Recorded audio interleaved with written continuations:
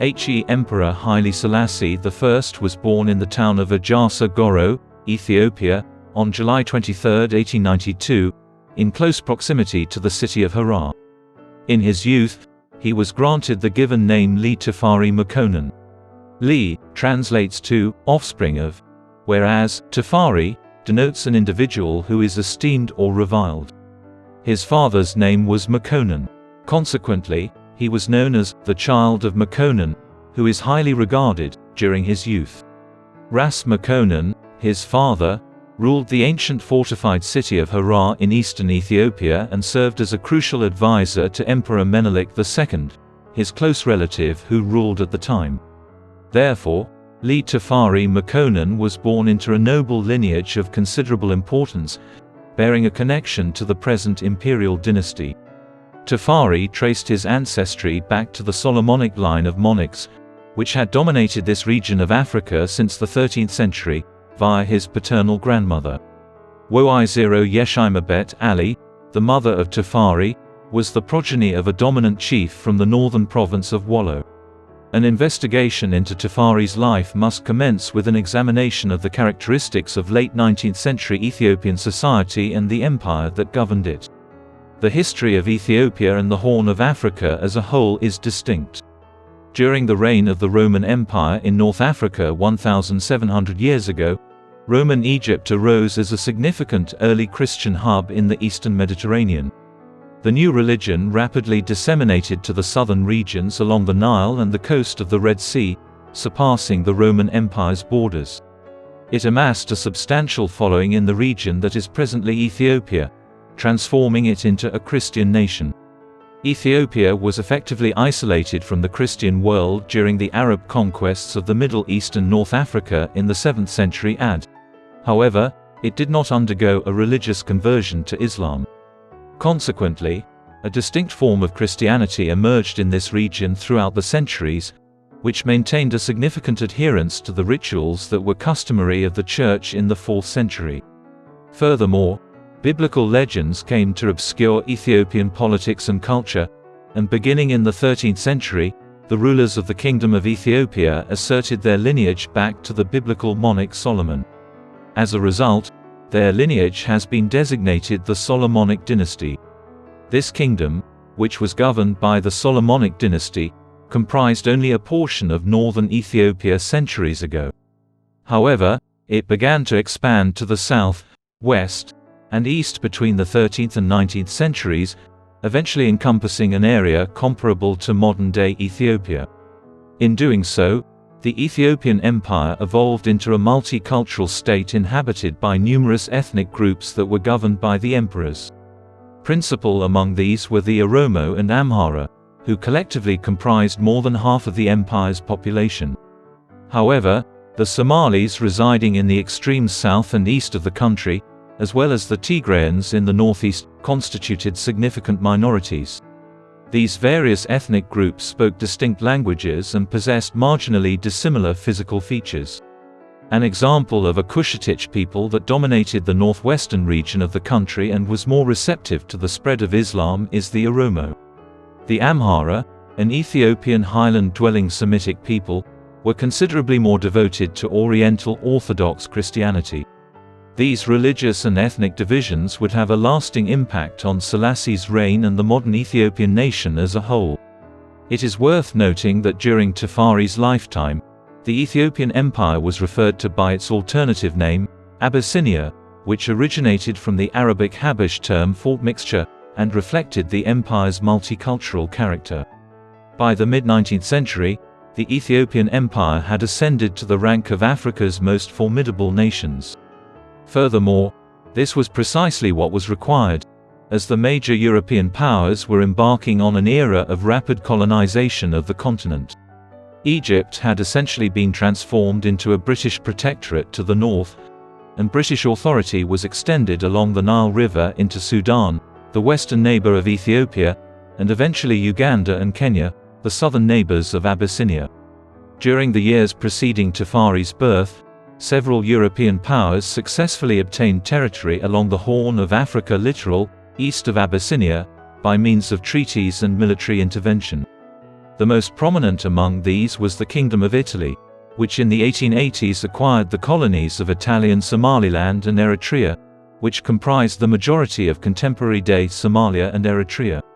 Additionally, the French and British established tiny enclaves in northern Somaliland. The European powers ultimately annexed nearly the entirety of Africa in a conflict that came to be known as the Scramble for Africa. Nevertheless, Abyssinia averted this predicament largely due to the implementation of a modernization initiative by Emperor Menelik II, who ascended to power in 1889. With the formation of an alliance with the Russian Empire in 1893, he established Addis Ababa as a powerful new capital in the center of the empire. As a result, the Russians dispatched military advisors, scientists, and economists to Abyssinia to counsel the nation on how to modernize its military, economy, and governance so that it could withstand Italian, British, and French incursions, among others. Thus, with the birth of Tafari in 1892, an unprecedented period in Ethiopian history commenced. Tafari, being the progeny of a prominent Ethiopian nobleman, was bestowed with distinctions at an early stage of his life. For example, he was bestowed with the title of Dejazmach of Gara Mulata, an administrative region situated in close proximity to the city of Harar, at the tender age of 13. Dejazmach, whose name translates to "keeper of the door," demonstrated that he assumed a guardian role in the vicinity even at the tender age of adolescence.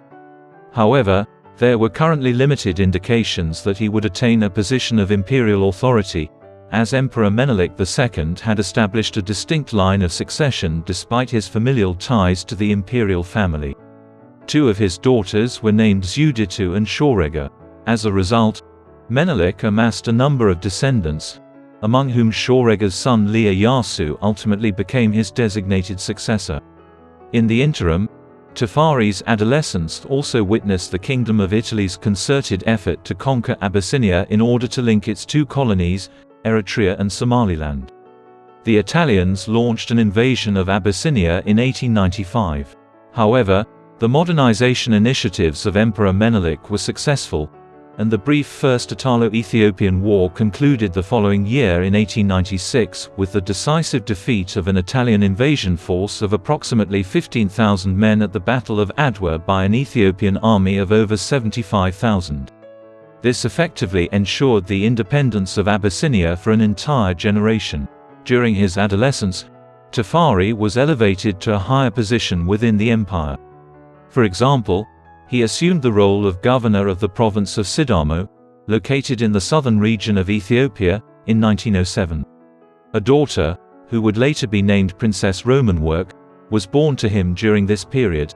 However, the identity of her mother remains somewhat uncertain. His union with Menon Asfor, another member of the imperial dynasty, took place in 1911. During this period, Emperor Menelik II, approaching his 70th year, experienced a sequence of seizures that progressively weakened his physical capabilities.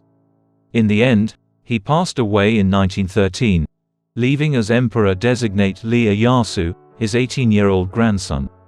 Iyasu had assumed the role of de facto emperor in 1913 due to the deteriorating health of his grandfather. In such conditions, this could have potentially enabled him to consolidate his position prior to the demise of the emperor. However, the exact opposite transpired. Iyasu encountered mounting opposition from both the Council of Ministers, which had been instituted by his grandfather, and Princess Zuditu, the younger daughter of Menelik, who happened to be his aunt. As a result, the Council of Ministers and the princess withheld the news of Menelik's death in December 1913 and refrained from appointing Iyasu as the reigning emperor. During the months that followed, he was permitted to enjoy a semblance of authority. However, neither his accession nor his imperial name were formally proclaimed. Multiple factors contributed to this opposition to Iyasu. To begin with, during the last years of Menelik's tenure, the youthful prince demonstrated a lack of interest in the type of administration and management required of the ruler of an empire undergoing rapid modernization. Furthermore, apprehensions arose regarding his inclination towards Islam rather than the Christian faith, which held a pivotal position in Ethiopian political affairs. The Council of Ministers deemed the latter matter intolerable. As speculations began to circulate during the mid-1910s regarding Iyasu's alleged conversion to Islam, they took the initiative to depose him as emperor in the autumn of 1916. Prior to the mid-1930s, he would have spent the remainder of his life in detention, having been arrested. After being deposed, Zewditu was bestowed with the title of Empress of Ethiopia. However, due to the current uncertainty surrounding the succession, it was resolved that her cousin Li Tefari Makonnen, who would later become Emperor Haile Selassie, would serve as her regent and designated successor. It is apparent that Tefari's period of regional governorship spanning multiple provinces during the late 1900s and early 1910s was fruitful, and he had adeptly navigated the political machinations that characterized the brief reign of Iyasu. Therefore, everything was in place for Tefari to eventually succeed Zewditu, who was approaching her 40s at the time of her coronation and had no apparent heir apparent. Subsequent years witnessed the formation of a distinct division within the Abyssinian government between Empress Zewditu and Regent Tefari. Under her leadership, Ethiopia adhered to traditionalist and conservative principles, whereas he pursued modernization in the manner established by Emperor Menelik II. Theoretically, the empress was the preeminent figure. However, her rule over Abyssinia was considerably weaker than that of any of her predecessors due to the fact that she was a woman in a society that favored masculine authority. As a result, Tefari was able to assert significantly more influence than would have been customary in the majority of other situations involving their power dynamic. Each had its own faction. The Ethiopian Church, which admired her conservative stance, favored her, whereas a clear majority of the Council of Ministers supported Tefari. Over the course of the 1920s, he ultimately emerged as the more influential figure, and Zewditu, who had begun to recede from government well in advance of the end of her reign, permitted Tefari to continue his modernization efforts. The program of modernization that was executed during the 1920s was expansive in scope. A significant portion of it was devoted to modernizing Abyssinia's governance and administration to more closely resemble those of the European powers. For this, a precedent existed. The Empire of Japan was the non-European power that had undergone the most significant modernization during the 19th century. It achieved this by implementing Western strategies. Consequently, by the 1920s, it had established itself as a significant power in the Far East and resisted Western encroachments. Abyssinia endeavored to emulate this strategy, if only partially. Tefari thus instituted a government in the Western manner, wherein ministers were entrusted with the responsibility of overseeing specific facets of governance. Concurrently, a transition occurred from the feudalistic structure of the Ethiopian government to a political system in which advancements were granted on the basis of merit rather than nobility. In addition to this, Menelik's reforms were utilized to further the development of the military through the establishment of a military college. Abyssinia ultimately submitted an application for membership in the League of Nations, an organization that predated the United Nations. It became a member of the League in 1923, becoming one of the few non-Western countries to do so in its history. Attempts at economic and social reforms implemented during the reign of Empress Zewditu and the regency of Tefari were even more consequential. Midway through the 1910s, the initial electricity grids were established in Addis Ababa.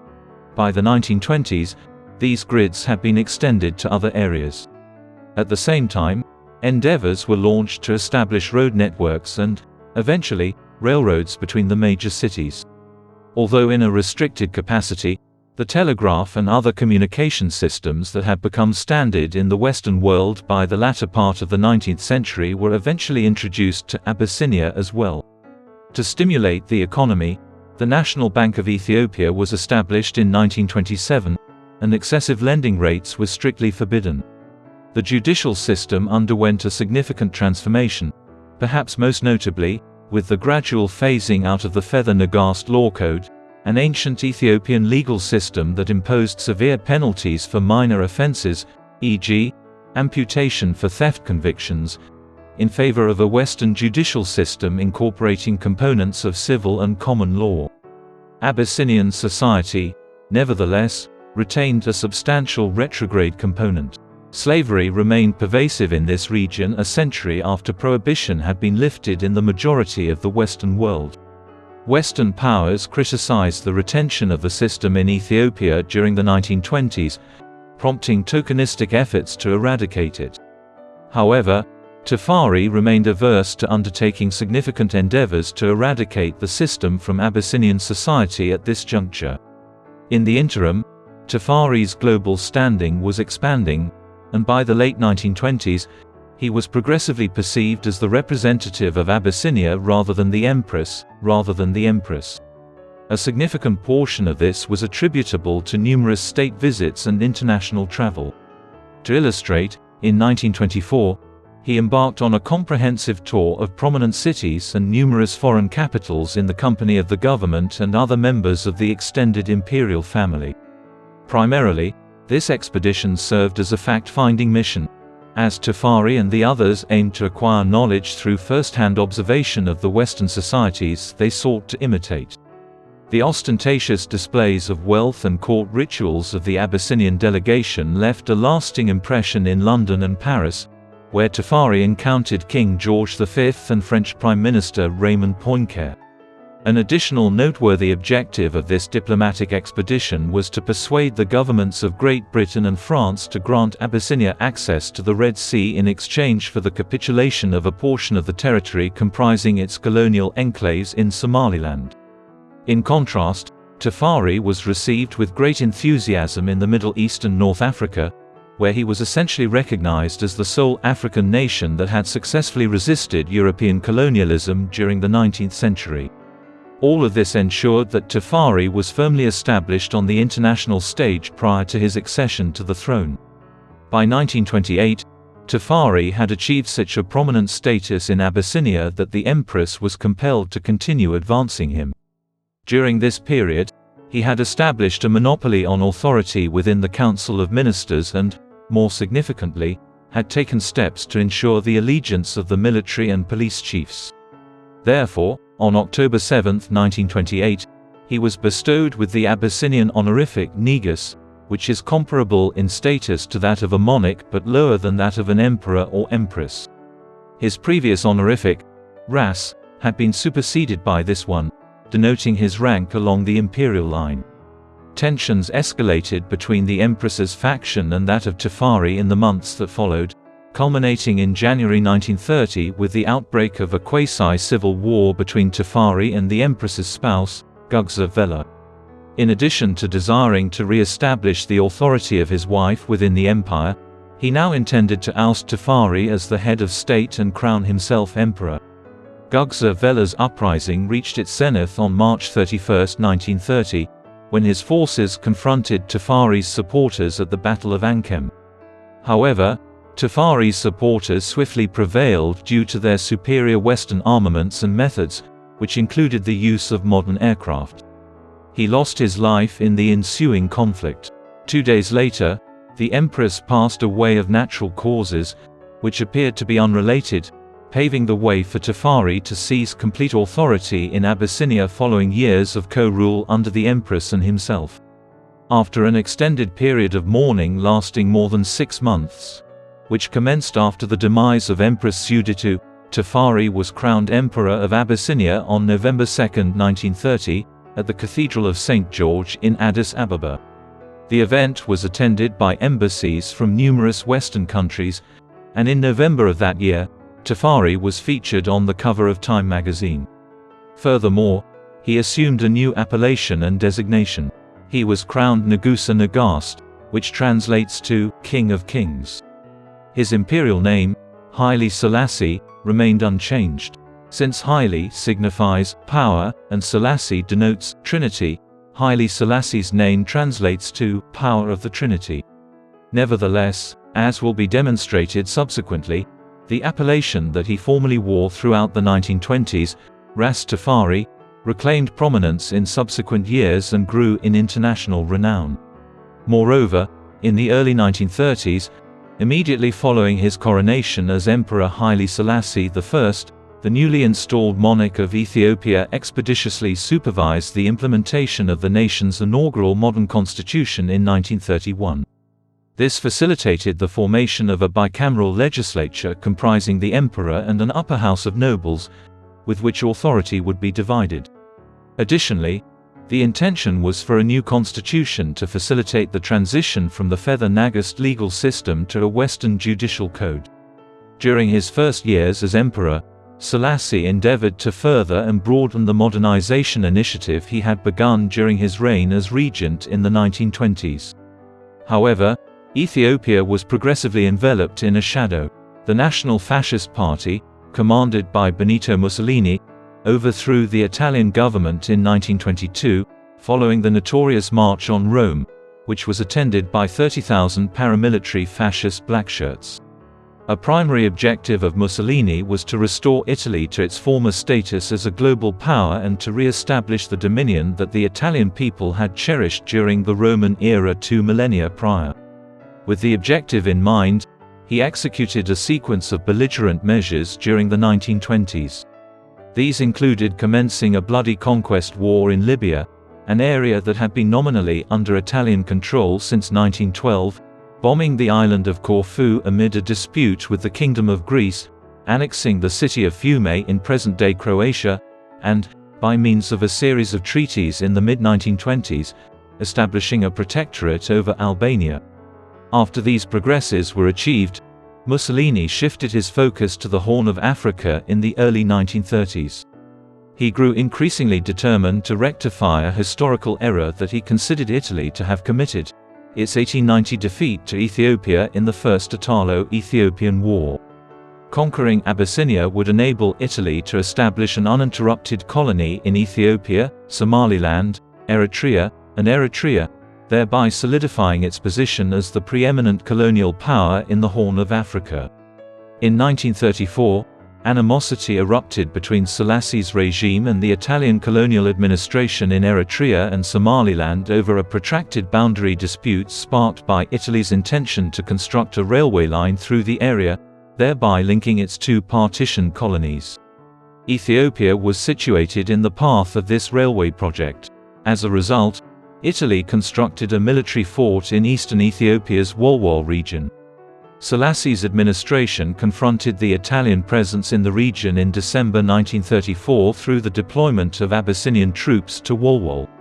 This resulted in violent confrontations between the Ethiopians and the Italians on December 5, which claimed the lives of dozens of individuals on both sides. The ensuing diplomatic impasse on a global scale is presently referred to as the Abyssinia Crisis. The administration of Selassie lodged a protest with the League of Nations in early January 1935. Following months of diplomatic wrangling, the British and French governments, which were in the best position to act as intermediaries, were essentially unwilling to obstruct Italian aggression at a time when they were attempting to gain Mussolini's support as an ally in Europe in the face of the Nazis' rise to power in Germany after Adolf Hitler seized power in 1933. As a result, after months of negotiations, Selassie's government came to the realization that the Italians intended to use the Wolwol incident of December 1934 and the subsequent diplomatic impasse as a pretext to declare war on Abyssinia, and that the League of Nations would not attempt to halt Mussolini's aggression with any effective measures. The Second Italo-Abyssinian War commenced on October 3, 1935, when tens of thousands of Italian troops led Italian General Emilio de Bono across the frontier from the Italian colony of Eritrea into northern Ethiopia. No formal declaration of war was issued. Subsequent to the First and Second World Wars, this conflict emerged as one of the most consequential on a global scale, ultimately consuming hundreds of thousands of personnel and combatants on both sides.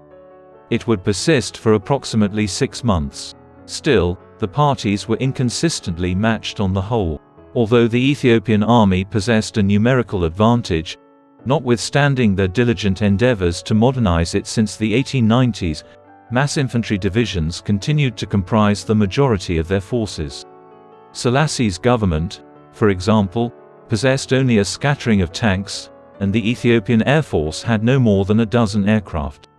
In contrast, Mussolini's regime ultimately achieved the deployment of hundreds of tanks, substantial artillery barrages, and a substantial air force presence in East Africa. Thus, although subsequent years would demonstrate the Italian army's significant shortcomings relative to the European counterparts, the conflict that commenced in the autumn of 1935 was undeniably a contest between David and Goliath, with the Italians holding a preponderance that they had not observed since the First Italo-Ethiopian War commenced in 1895. The League of Nations imposed sanctions on Italy on October 7, 1935, 4 days subsequent to the initial incursion led by de Bono's forces into Abyssinia. The onus of contesting the actions of the Italian government fell primarily on Britain and France, the preeminent colonial powers in Africa at the time. With colonies in Somaliland and, in the case of Britain, spanning Ethiopia's western and southern borders in Sudan and Kenya, these nations were geographically situated in close proximity to the League. However, despite winning an election in November 1935 on the promise of supporting the League of Nations and its mission, the national government of Stanley Baldwin in Britain, which was headed by the Conservatives, almost immediately capitulated to Italian aggression. As soon as he assumed his position, the newly appointed British Foreign Secretary, Samuel Hoare, initiated discussions with his French counterpart, the then Prime Minister of France, Pierre Laval, regarding expeditious resolutions to the conflict. In this context, it was critical to appease Italy and prevent it from drifting closer to Nazi Germany.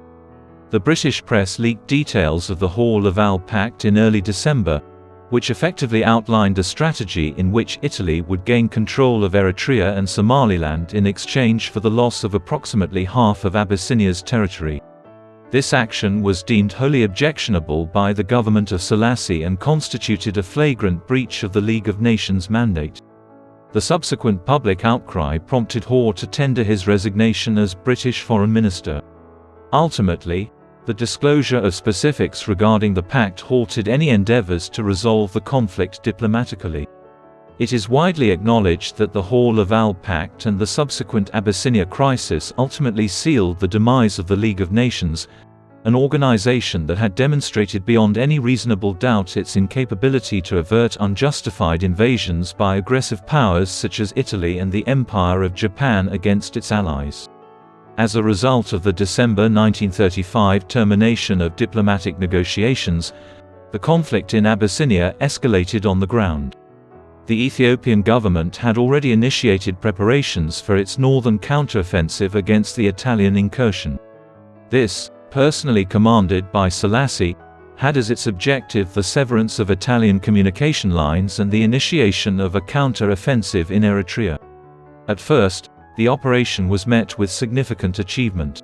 However, by the beginning of 1936, circumstances changed when General Pietro Badoglio, who had previously supervised the Italian campaign in Libya, was designated as the governor of Eritrea and the spearhead of the military operation.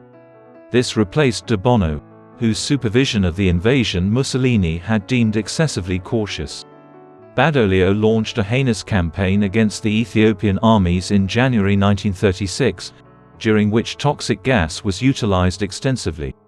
Badoglio swiftly amassed a succession of victories during the engagements of Tembian, Amber-Aradam, and Shire in northern Ethiopia during the late winter and early spring of 1936 by employing these strategies.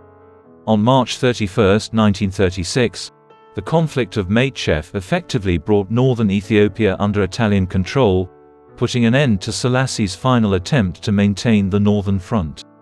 Badoglio initiated the March of the Iron Will on April 26, 1936, which entailed a swift southward push from the northern front near Dessie in Wollo province to the Abyssinian capital of Addis Ababa, a distance of approximately 200 kilometers.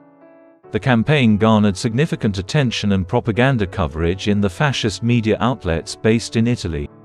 With more than 2,000 tanks, cars, trucks, and other vehicles participating in the operation, which swiftly transported around 12,500 Italian soldiers towards Selassie's capital, a large mechanized column was the focal point of this assault. As the Italians approached Addis Ababa in early May, the Ethiopian army had been decimated by the northern offensive. In an effort to escape the capital, the emperor and his family made their way to the border with French Somaliland, traversing the area as Selassie prepared to enter years of exile from his realm. Badoglio arrived in Addis Ababa at approximately 4 p.m. on the afternoon of May 5, 1936, 3 days later, at the head of a column of 1,700 vehicles. In the hours that followed, Italian forces occupied conspicuous structures throughout the capital as they entered the city in a procession that resembled an actual siege. The war ceased to exist at this point. With the collapse of Addis Ababa and the expulsion of Emperor Haile Selassie from Ethiopia in May 1936, the Second Italo-Ethiopian War concluded. Despite this, pockets of resistance persisted, especially in the unoccupied southern and western regions of Ethiopia that had not yet been invaded by Italian forces. Concomitantly, hostilities would persist for years and months. In actuality, the entirety of Abyssinia was never successfully subjugated to Italian authority. However, the Italian administration declared victory in the war in May 1936. On May 9, 1936, Mussolini proclaimed the establishment of the Italian Ethiopian colony. Nevertheless, this territory was subsequently assimilated into the recently proclaimed Italian East Africa colony, which encompassed Abyssinia, Eritrea, and Italian Somaliland. This contiguous colony spanned the entire Horn of Africa and marked the culmination of Italy's 40-year endeavor to establish a permanent presence in this region, which had commenced in the mid-1890s. In this region, the Italians implemented a ruthless style of colonial rule, which mirrored several near-genocide policies devised in 1920s Libya, including the concentration of thousands of individuals in concentration camps and the encouragement of a divide-and-rule strategy that pitted Ethiopia's diverse ethnic groups against one another. After the Italians had taken the upper hand in his homeland, Emperor Selassie migrated towards Europe. It was his initial responsibility to advocate for Abyssinia before the League of Nations in Geneva. Nevertheless, his timing was anything but favorable. In the European theater, Nazi Germany commenced a proactive campaign of military rearmament in 1935. During the spring of 1936, Hitler directed his forces into the Rhineland of Western Germany, an area that had been off-limits to German forces since the conclusion of the First World War. Selassie was engaged in combat in northern Ethiopia. As a result, the British and French administrations exhibited no greater inclination towards pursuing an aggressive course of action against Italy in 1936 compared to the autumn of the previous year. However, despite his unsuccessful attempts to rectify the situation, Selassie received recognition for a speech he delivered at a League meeting on May 12, 1936. During that speech, he condemned the Italian occupation of East Africa and the rise of fascism, as well as the use of toxic gas by the Italians.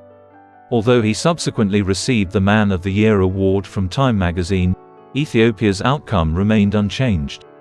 Regardless of the League's reluctance to engage in coordinated measures against Italy, the country opted to withdraw from its membership in December 1937.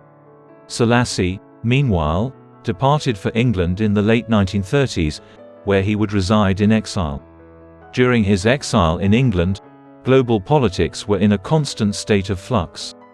Following the annexation of Austria in 1938, Germany escalated its aggression further by annexing Czechoslovakia in 1939. Britain and France proclaimed war on the Nazis the September following their invasion of Poland, thereby initiating the Second World War. At the outset, Mussolini exhibited prudence by abstaining from involvement in the conflict. However, the Italians abruptly changed their tally with Hitler when the Germans launched an aggressive military campaign in the summer of 1940, successfully subjugating continental Western Europe to Berlin's authority. On June 10, 1940, Italy proclaimed war on Britain and France, and in an effort to acquire territory in southeastern France, the Italians invaded Germany.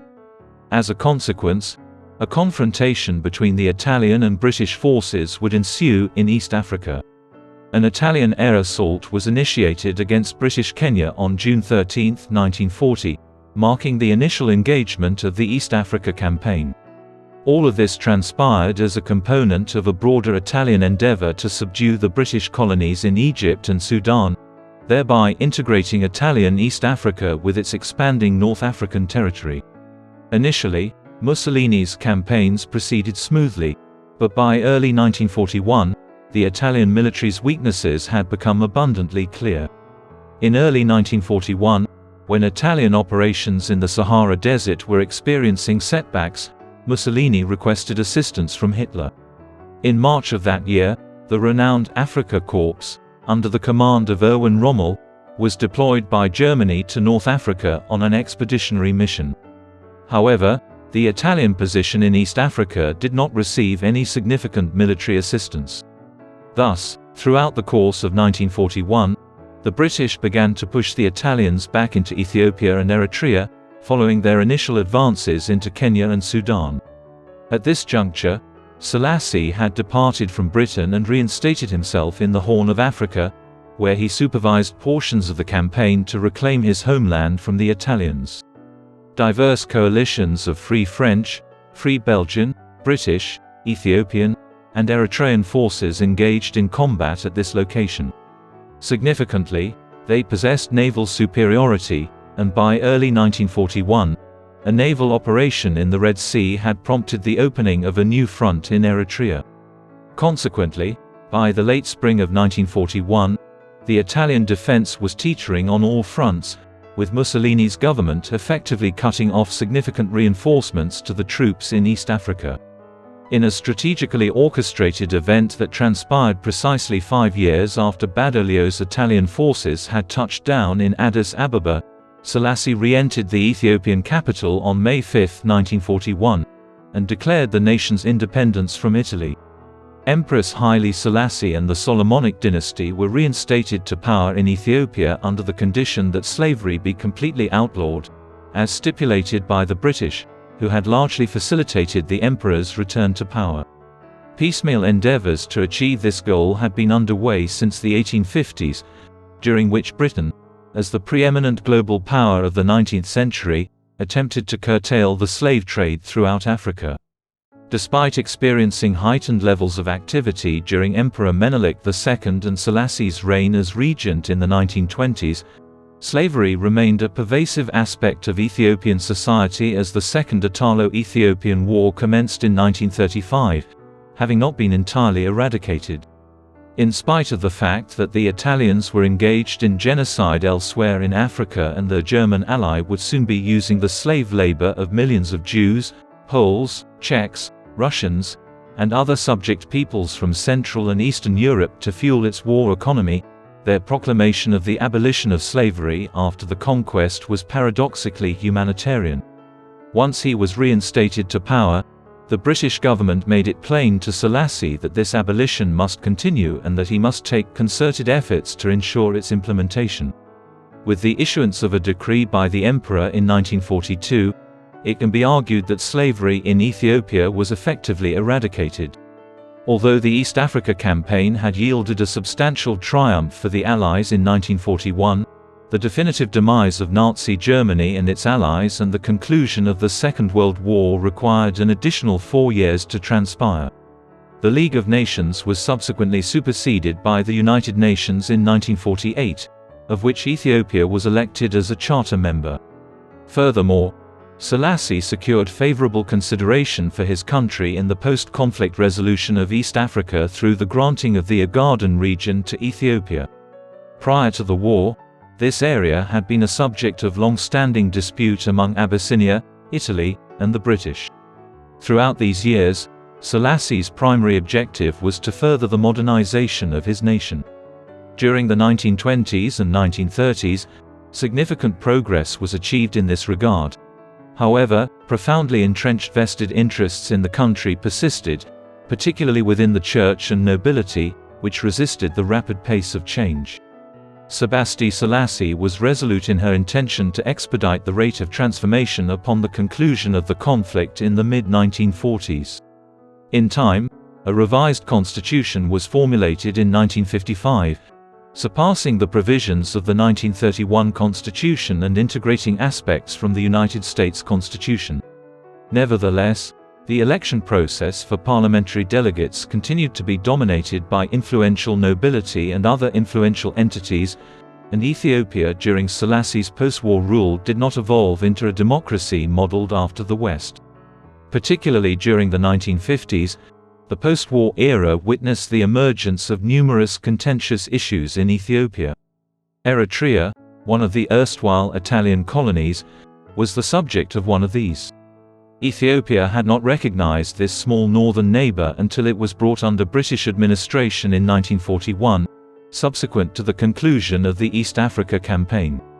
The Allied powers supported Ethiopia's claims to Eritrea in the post-war period, with the exception of a minor portion of the colony's western region, which was to be annexed to British Sudan. Consequently, following the cessation of British colonial control in Eritrea during the early 1950s, the nation was incorporated into Ethiopia. However, this union was of a federal nature, with Eritrea maintaining its distinct identity and devolved authorities remaining under the jurisdiction of its own government. However, Selassie was adamant about applying greater centralization of control to Eritrea, the country that granted Ethiopia access to the Red Sea. He dissolved the independent Eritrean parliament and annexed the nation in 1962 to achieve this objective. The Eritrean Liberation Front, or ELF, an independence movement, had initiated armed resistance against Ethiopian rule by that time. The Eritrean War of Independence persisted for the subsequent 3 decades, during which time it evolved into a front within the Cold War as the ELF and other independence movements sought military assistance from the Soviet bloc, Cuba, and other nations. The Eritrean War of Independence was not the sole source of contention encountered by the government of Emperor Selassie. Additionally, ethnic tensions escalated significantly during the 1950s and 1960s. Ethiopia is home to around 80 distinct ethnic groupings.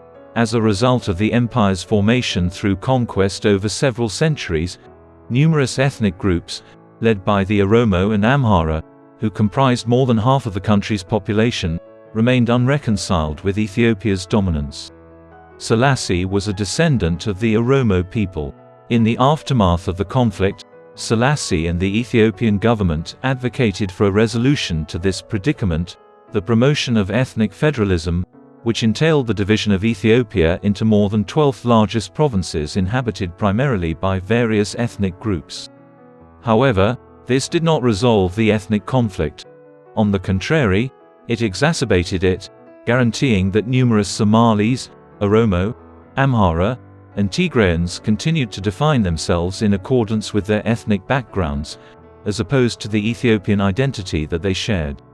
Even though this was already a source of unrest in the country during Selassie's tenure, it has worsened in recent years, as we shall see. Among the various ethnic groups that comprised Ethiopia, the Tigrayans emerged as the most abrasive towards the government. Comprising approximately 7% to 8% of the total population, they held a dominant position in the northern province of Tigray. In the 1950s, the antipathy of Selassie's government towards the Tigrayans was evident to all, as the imperial government consistently disregarded the province despite mounting evidence of resource depletion and the risk of famine due to smallpox, typhus, and other high-mortality diseases destroying crops, drought, and pest infestations. As a result of the insufficient efforts of the central government in Addis Ababa to alleviate the situation when Tigray did indeed enter famine in 1958, tens of thousands of people perished. In 1959, a subsequent concerted effort was undertaken to rectify the situation, during which the administration of US President Dwight Eisenhower extended substantial assistance to Selassie's government. However, by the time the worst of the famine subsided in 1961, an estimated 100,000 people had perished in Tigray and the adjacent regions. In the mid-1960s, northern Ethiopia was once again beset by famine.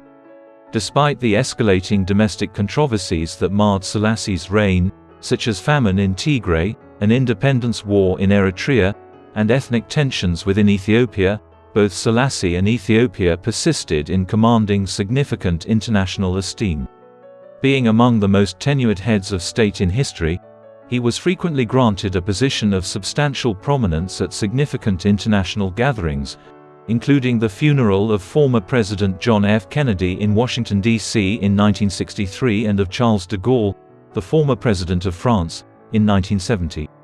In addition to contributing peace contingents to various conflict zones, including the Congo in the early 1960s, Ethiopia rose to prominence as a member of the Non-Aligned Movement, an alliance of countries that did not belong to the Warsaw Pact or NATO, the military alliances established by the United States and the Soviet Union during the Cold War.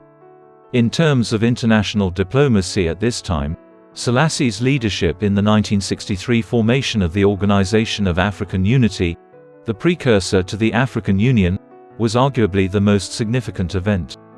During the reign of Selassie, the Organization of African Unity maintained its headquarters in Addis Ababa for an extended period of time. In the post-World War II era, Selassie not only failed to maintain his esteemed international standing during his second tenure, but was also widely perceived as a messianic figure. During the 1930s, regions of Africa and the Caribbean witnessed the emergence of a novel quasi-religious and social movement that amalgamated aspects of the Back to Africa movement and Ethiopianism. The former advocated for individuals of African descent residing in the Americas to return to the African continent in the wake of the abolition of slavery. The latter also incorporated Ethiopianism, a Christian sect that had originated among African Christians since the late 19th century, and which regarded the Ethiopian Church as a source of inspiration. This emerging movement amalgamated distinct convictions regarding biblical theological tenets with an extensive repertoire of social ideologies. Rastafari, Selassie's regent title from the 1920s, was the inspiration for its name. Advocates of this new faith, which became known as Rastafarianism, regarded Selassie as a potential Messiah or the second coming of Christ. In consideration of Ethiopia's status as the sole African nation that resisted colonial conquest during the 19th century, these perspectives must be interpreted. Selassie did not overtly pursue acknowledgement as a messianic figure within the Rastafarian faith, nor did he dispute endeavors to debunk such exaltation. Consequently, with the rise of Rastafarianism in nations such as Jamaica during the 1950s, Selassie acquired an extraordinary significance for numerous individuals who had never visited Ethiopia. Haile Selassie, contrary to the perception he held as a quasi-messianic figure within Rastafarianism, was in fact assuming a more authoritarian role within Ethiopia. In the country during the final 2 decades of his tenure, elements of a police state began to emerge. There were factors contributing to Selassie's growing apprehension regarding the stability of his position. A coup attempt was initiated in Ethiopia by members of the Kiba Zabanya, the imperial bodyguard, in 1960, during the emperor's state visit to Brazil. Under the leadership of the brothers Mengistu and Germain Niue, the insurrectionists proclaimed Crown Prince Asfor Wasson, the son and successor of Selassie, as the new emperor. Although the prince seems to have been detained, the extent of his possible involvement in the coup attempt is still unknown. Midway through December, an attempt to depose the emperor was ultimately thwarted and its leaders were executed, following 4 days of violence that transpired in and around Addis Ababa, accounting for more than 300 victims. However, it is worth noting that the attempted rebellion in 1960 played a substantial role in the establishment of a more repressive and autocratic regime in Ethiopia during the 1960s and 1970s, led by Selassie. The emergence of an increasingly authoritarian inclination in Ethiopian politics coincided with an intensifying disregard for human rights within the nation. During the 1960s, with the emergence of student protest movements and the growing acceptance of communism in certain spheres, Selassie's regime increasingly resorted to mass arrests and the disappearance of political adversaries. In the 1960s, intimidation of groups that questioned Selassie and the government and press censorship were pervasive. In the late 1960s, The Imperial Ethiopian Army was involved in civilian atrocities in Eritrea, which further complicated the situation. For instance, during an assault on the village of Honor in December 1970, Selassie's forces claimed the lives of more than 800 civilians.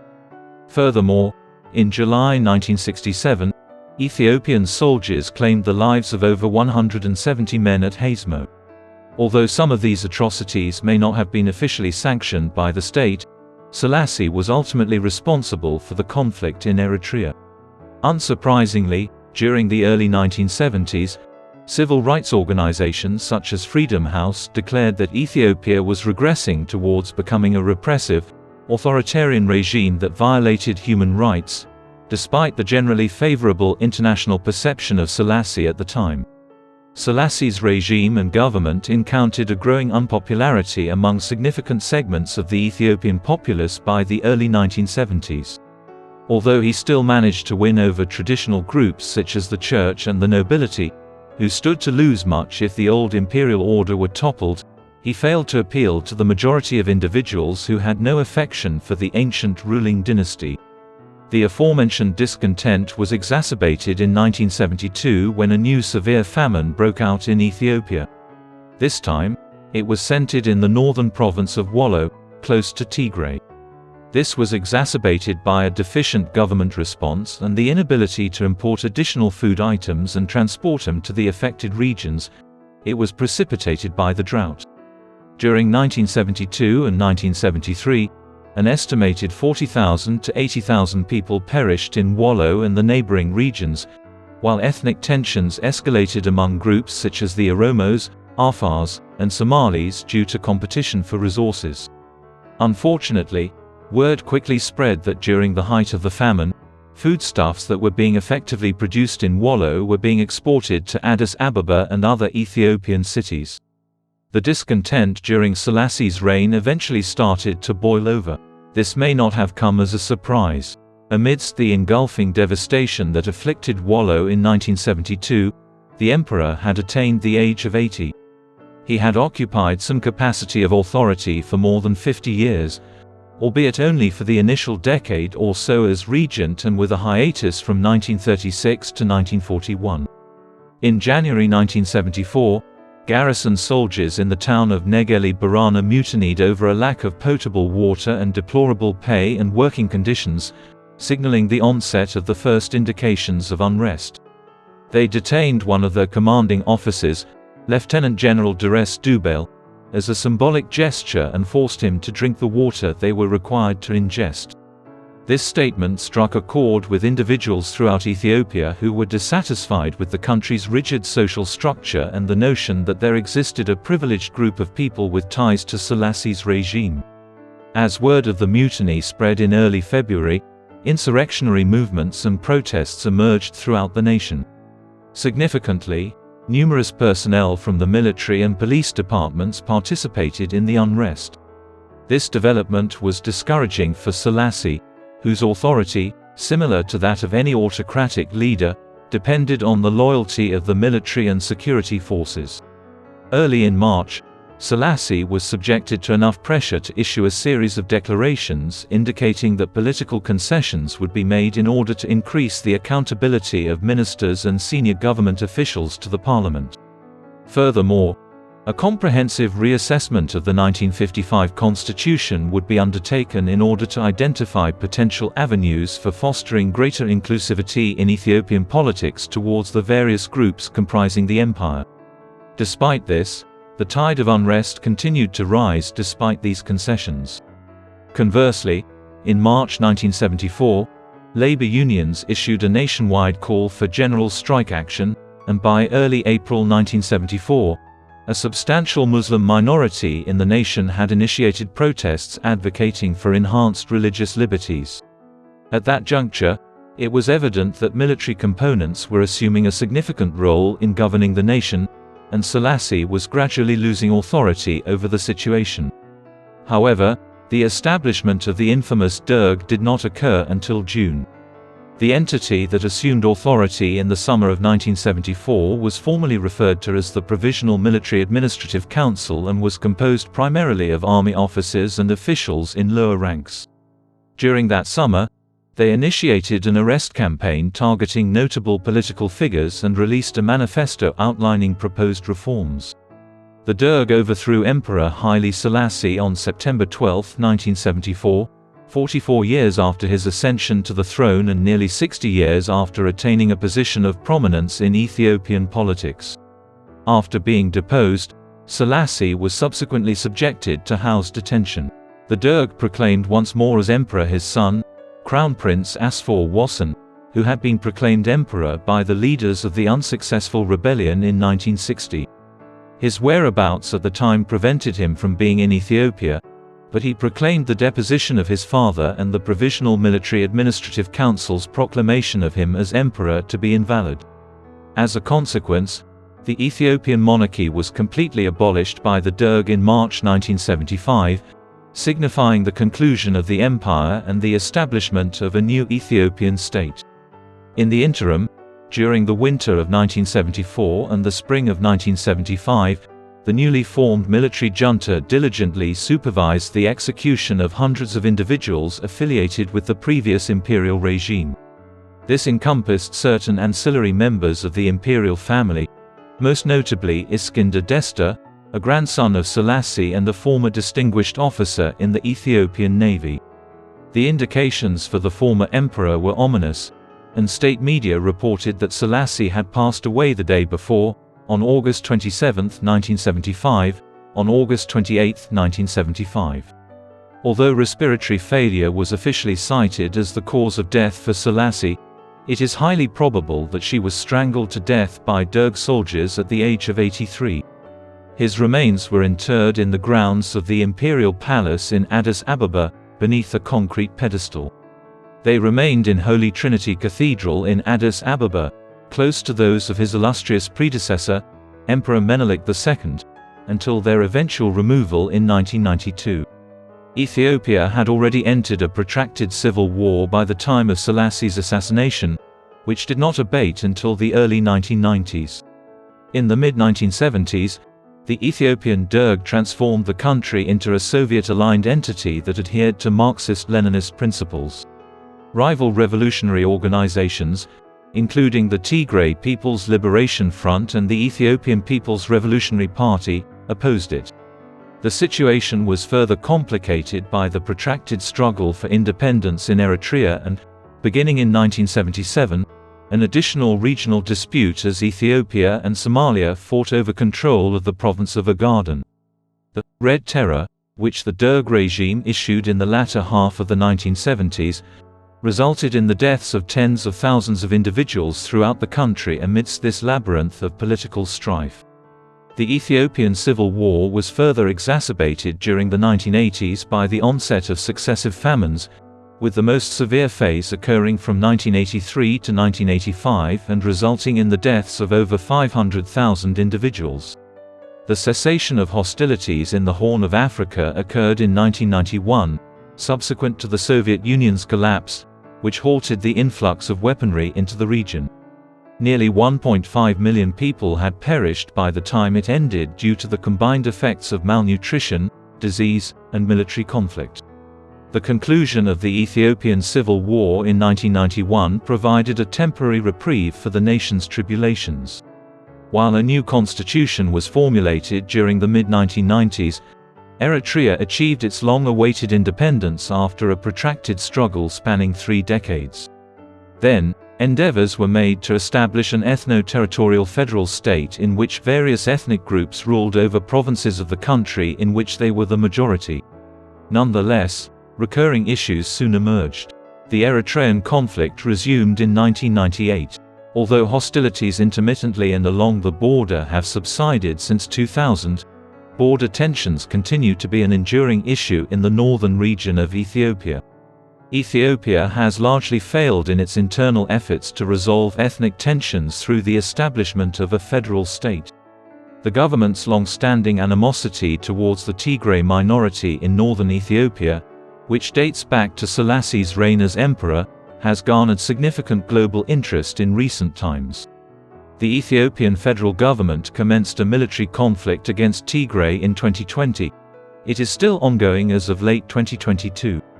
This conflict has produced numerous international observers who consider the government's actions to be genocidal, including war crimes and widespread starvation.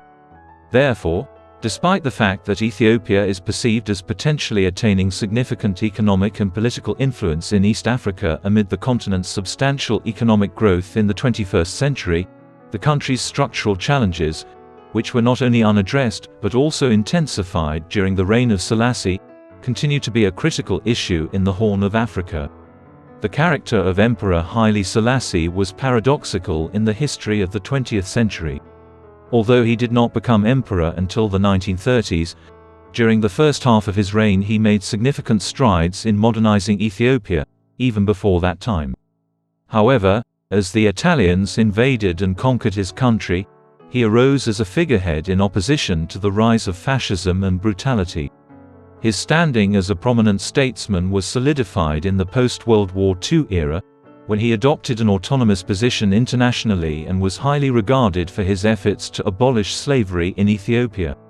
Underlying all of this is the most peculiar position he has attained within Rastafarianism as a messianic figure. However, Selassie also possessed a number of disadvantages. Between the 1950s and 1970s, numerous human rights violations occurred within Ethiopia during his final years in power, which progressed towards greater autocracy. These ultimately led to a revolution and his subsequent downfall. Furthermore, the manner in which he managed Eritrea's predicament led to a protracted conflict that endured for 3 decades beyond Selassie's lifetime. Nonetheless, Selassie's inability to reconcile the ethnic and religious divisions of his nation throughout his enduring tenure as regent and emperor, which spanned more than 50 years, was perhaps his greatest transgression. Present-day Ethiopia is burdened with the lingering effects of this failure, which continues to generate complications in the Horn of Africa. What is your opinion regarding Emperor Haile Selassie? Consider whether his deposition by the Italians in the 1930s generated unwarranted pity for him, thereby causing the general public to disregard his own transgressions. Kindly provide your feedback in the remarks section. Until then, we appreciate your attention.